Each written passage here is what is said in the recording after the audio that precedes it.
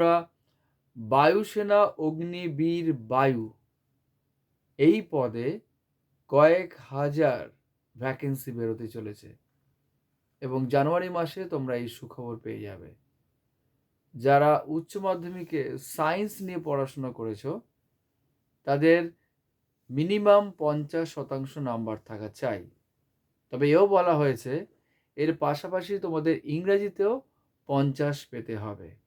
খেয়াল রাখবে এই চাকরির মেয়াদ মাত্র 4 বছর। ঠিক আছে?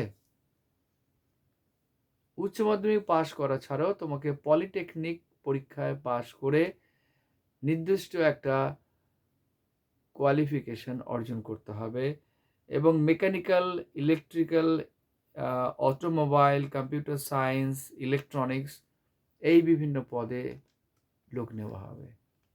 4 বছরের জন্য চাকরি মর্যাদাপূর্ণ এবং চাকরির পরে আরও অনেকগুলো সুযোগ সুবিধা তোমাদের জন্য থাকছে। 2005 থেকে 2008 মধ্যে জন্ম তারিখ থাকা হওয়া দরকার। উচ্চতায় 152 সেন্টিমিটার হওয়া চাই।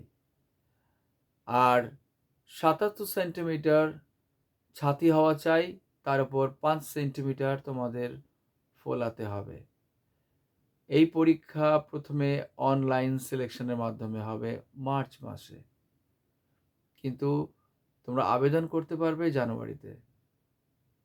তো যারা যারা আগ্রহী ভারতীয় বিমান বাহিনীর সঙ্গে যুক্ত হতে, তারা অবশ্যই এমপ্লয়মেন্ট নিউজ কর্মক্ষেত্র বা কর্মসংস্থানের দিকে চোখ রাখো।